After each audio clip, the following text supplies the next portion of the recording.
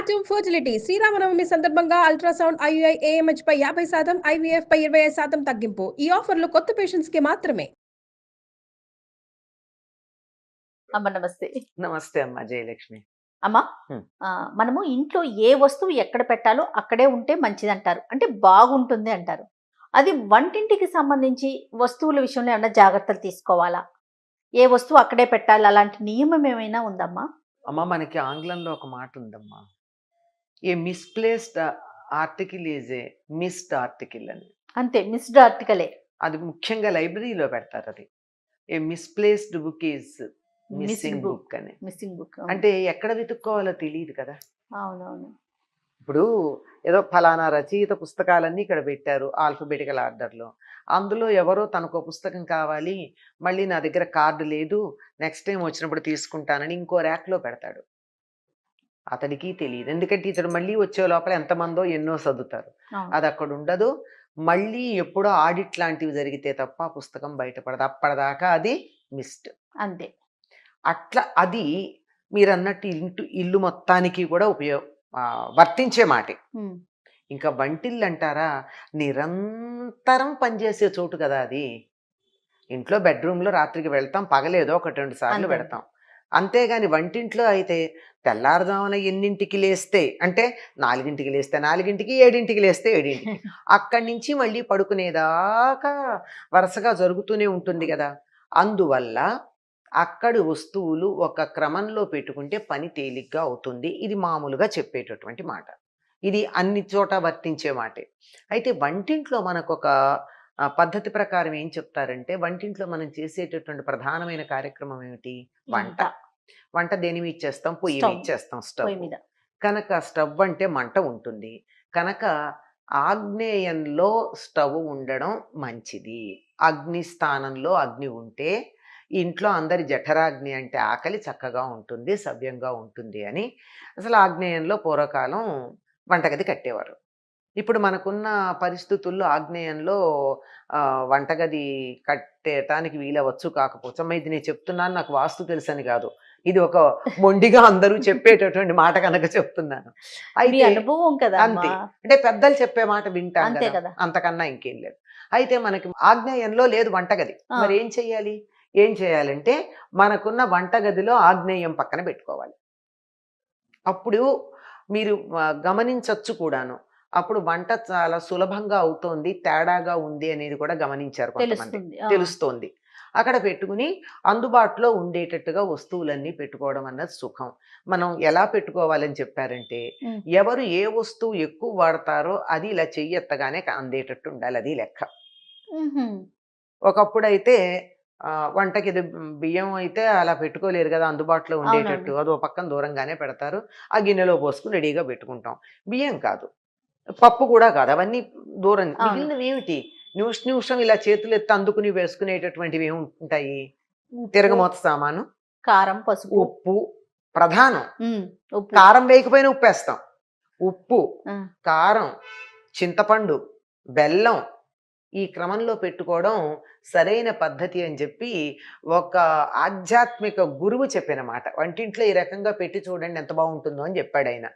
నేను ఆశ్చర్యపోయాను, ఇలా పెడితే దీనికి రీజన్ ఏమైనా ఉంటుందా అని సరదాగా పెట్టా.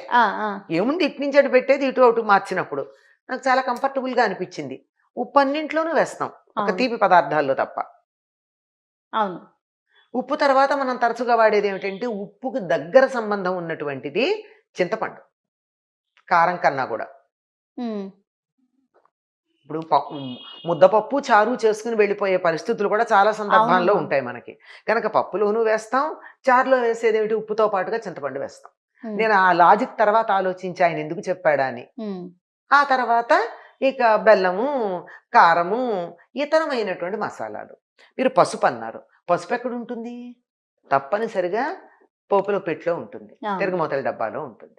కనుక తిరగమూతల డబ్బా, చింతపండు, కారము, బెల్లము ఇవి ప్రధానంగా వాడేటటువంటి పదార్థాలు. మసాలాలు అంటారు, ఒక్కొక్కళ్ళు ఒక్కొక్కటి వాడతారు. వంటలు చేసుకునే పద్ధతిని బట్టి, ప్రాంతాలను బట్టి, రకరకాల అలవాట్లను బట్టి వేరే రకాల మసాలాలు ఎన్నైనా వాడినా ఇవి బేసిక్గా వాడేవి కదా.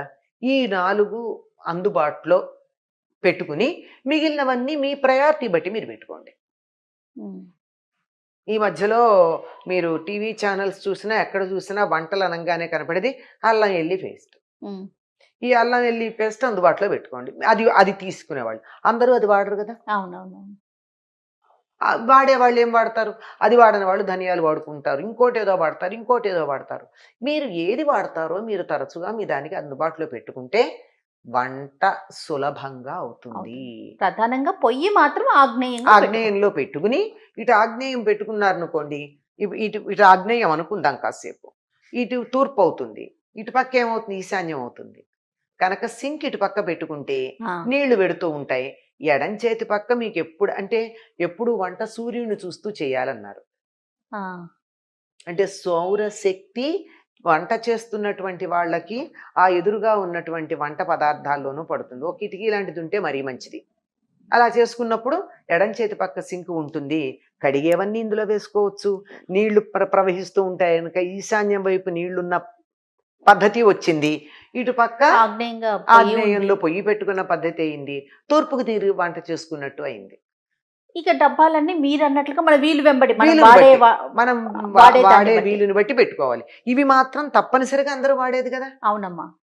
ఉప్పు లేదే వంట ఏముందమ్మా. అంచేత ఉప్పు ఇలా చెయ్యి ఎత్తితే అందేట్టు. ఇదంతా ఐడియలిస్టిక్ గా చెప్పా. అసలు కానీ ప్రాక్టికల్కి వచ్చేప్పటికి ఏమవుతుందో తెలుసా? పంచదార, కాఫీ పొడి, టీ పొడి ఇవి చెయ్యి ఇలా పడితే అందేటట్టు పెట్టుకుంటున్నాం ఈ రోజుల్లో. అవునమ్మా. పర్వాలేదు, అదైనా మీరు వాడుకునేది ఏది ముందు కావాలో అది పెట్టుకోండి. ఎందుకంటే అబ్బా ఎక్కడుంది టీ పౌడరు, ఎక్కడుంది కాఫీ పౌడర్ అని వెతుక్కోకుండా పాలు పొంగిపోతాయి కదా. అందుకని పాల వంక చూస్తూ చెయ్యి ఇట్లా, అందులో ఇప్పుడు నిలబడిన వంటలే కదా, ఇలా చెయ్యి పెట్టి పాల దగ్గర స్టవ్ ఇలా తిప్పుతూ అందుకుంటే అందేటట్టు ఉండాలి. ఎడం వైపు పెడితే కొంచెం ఇబ్బంది, ఎందుకంటే మనం అన్ని కుడి చేత్తో అందుకుంటాం. అంటే ఎక్కడో కొద్దిమంది డెక్స్ట్రో ఉంటారు అనుకోండి, డెక్స్ట్రో అందేమో వాళ్ళని, ఎడం చేతి వాటం వాళ్ళు కొద్దిమంది ఉంటే ఉండొచ్చు. మన సాధారణంగా ఉండేది కుడి చెయ్యే గనక వాళ్ళు కూడా రాయడానికి వాటికి ఎడం చేయి వాడినా చాలా వాటికి కుడే వాడతారు. కనుక ఈ పదార్థాలన్నీ కుడి చేతి వైపు పెట్టుకుంటే సౌకర్యం ఉంటుంది. ఎడం చేతి పక్క సింక్ ఉందనుకోండి, తప్పమని ఇలా నీళ్లు తిప్పి ఈ కుడి చేత్తో నీళ్లు పట్టుకోవాలన్నా ఎడం చేత్తో తిప్పడానికి, ఆఫ్ చేయడానికి, కడుక్కోవడానికి వాటికి ఉంటుంది. ఇది సౌకర్యం. మనకి వాస్తు ప్రకారం చెప్పింది ఏమిటంటే, భూమి నుండి వచ్చేటటువంటి, ప్రకృతి నుండి వచ్చేటటువంటి శక్తిని కూడా మనం గ్రహించటం కోసం పెట్టింది వాస్తులో కొన్ని భాగాలు. ప్రకృతిలోంచి కూడా మనం శక్తిని గ్రహించుకోవడానికి, దాంతో రిలేట్ అయ్యి ఉంటే తొందరగా గ్రహించగలుగుతాం, హార్మోనియస్ గా ఉంటే. అందుకని తూర్పు వైపుకి తిరిగి వంట చేస్తే సౌరశక్తి మనలో ప్రవేశించి చక్కగా ఉంటుంది అంట. ఇదంతా ఇంత బాగాను మనం పెట్టుకున్నాం, ఇదంతా భౌతికంగా కదా, భౌతికంగానేనమ్మా ఉంది. కొంతమందికి మా ఇండ్లు చూడండి, నా కిచెన్ చూడండి అని చూపిస్తూ ఉంటారు, చాలా బాగా అందంగా అరేంజ్ చేసుకుని. నాలాంటి వాళ్ళైతే వెళ్ళి చూసి వీళ్ళు వంట చేస్తారా లేదా షో పీస్ లో పెట్టారా అనుకుంటాం. అట్లా పెట్టుకుంటారు, బాగుంది. ఇంత బాగానే ఉండి పాచిమొహంతో వెళ్ళి వంట చేస్తారమ్మా. పాచిమొహంతో అంటే నేను చాలా మందిని గమనించింది ఏంటంటే, నిద్ర లేవంగానే ముందు వంటింట్లోకి వెళ్ళి 2 స్టవ్లు వెలిగించి, ఒక దాని మీద నీళ్లు డికాక్షన్కో టీకో, రెండో దాని మీద పాలు పెట్టి అప్పుడు వచ్చి బ్రష్ చేసుకుని, ఈ లోపల బ్రష్ చేసుకెళ్లే లోపల అయితే టీ తాగి వంట అంతా చేసి అప్పుడు స్నానం చేస్తారు. అవునమ్మా. అది ఇదొకటి జాగ్రత్త పడితే వంటిల్లు కాస్త అటు ఇటుగా ఉన్నా పర్వాలేదేమో అనిపిస్తుంది. ఎందుకంటే మనం నిద్రపోయేటప్పుడు మన శరీరంలో మెటాబాలిక్ యాక్టివిటీ ఎక్కువ ఉండి అన్ని రకాల మాలిన్యాలు బయటకు వస్తాయి. అందువల్లే కదా పళ్ళు దూముకుంటున్నాం, నోట్లోంచి వస్తున్నాయి. ఒక పళ్ళు దూముకునేటప్పుడే కదా కళ్ళు కడుక్కుంటున్నాం, పుసులు బయటకు వస్తున్నాయి. ఇవన్నీ వస్తాయి కదా. ఒక స్నానం చేద్దాం అనుకోండి, తర్వాత చేస్తున్నారు అది, స్నానం చేస్తున్నప్పుడు ముక్కుల్లో నుంచి అన్ని వస్తాయి, పక్కులు అవి కూడా క్లీన్ చేసుకుంటాం, అంతే కదా. పిల్లలకైతే చెవులు కూడా క్లీన్ చేస్తాం. అంటే శరీరంలో ఉండేటటువంటి అన్ని ద్వారాల్లో నుంచి మలాలు బయటకు వస్తున్నాయి. మనం ఒక ప్రధానమైనటువంటి 1-2 గురించి ఆలోచిస్తున్నాం కానీ మిగిలిన అవయవాల గురించి, ప్రతి రోమకూపం నుంచి బయటకు వచ్చేటటువంటి మాలిన్యాన్ని ఆలోచించట్లేదు. అది కూడా లేకుండా వెళ్ళి గనక చేసుకున్నట్టయితే ఇంకా బాగుంటుందమ్మా. ఇది బయట సర్దుబాట్లు కాదు నేను చెప్పేది. ముందు మన ముందు మన మనస్సుకు సరిపోయినటువంటి ఆరోగ్యం రావడానికి సర్దుబాటుకు ఉండాల్సింది. కొంచెం కోపమే వస్తుంది ఈ మాట నేను చెప్తే. పర్వాలేదు, కోపం తెచ్చుకోండి, ఏం చేద్దాం. సత్యం చెప్పాను, పాటిస్తే మంచిది, మంచి పాటించకపోతే మాటలు ఎప్పుడు కూడా నేను పాటించకపోతే నేనేం అనను కదా, ఇది మంచిదని చెప్పా. రేపు పొద్దున ఎప్పుడు నన్ను మీరు చెప్పలేదు అని ఎవరో అనకుండా ఉండడానికి చెప్పానంతే. మంచి మాటలు ఎప్పుడు కూడా కటువుగా అనిపిస్తాయమ్మా, ఉమ్. కానీ తప్పదు కదా. అదే అదే రేపు చెప్పలేదు అని నన్ను అనకుండా, అందుకే. అంతే. పాటించడం మీ ఇష్టం, లేకపోతే లేదు. చాలా బాగా చెప్తారమ్మా మీరు మాత్రం. చెప్పేవన్నీ చెప్తారు, తర్వాత మీ ఇష్టం అని వదిలేస్తున్నారు మా అందరికి. మా కృష్ణుడు అంతటి వాడు అన్నాడు అర్జునుడికి అంతా అయ్యాక, ఆ, యథేచ్ఛసి తథాకురు అన్నాడు. నీకు ఇష్టం ఎట్లా అయితే అట్లా చేయమన్నాడు. మనం ఎంత ఇంకోళ్ళ మీద పెత్తనం చేయడానికి? మొత్తం భగవద్గీత అంతా చెప్పేసి అంతా చెప్పాక యథేచ్ఛసి తథాకురు అన్నాడు. మరి ఆయన అంతటి వాడు అలా చెప్పాక మనం నువ్వు ఇట్టాగే చేసి తీరాలి ఎందుకు చెప్తాం? చేస్తే మంచిది అని చెప్తాం. ఆ మంచి కావాలంటే చేసుకోవడమే. చేసుకో, నీ ఇష్టం. నమస్తే. నమస్తే అమ్మా.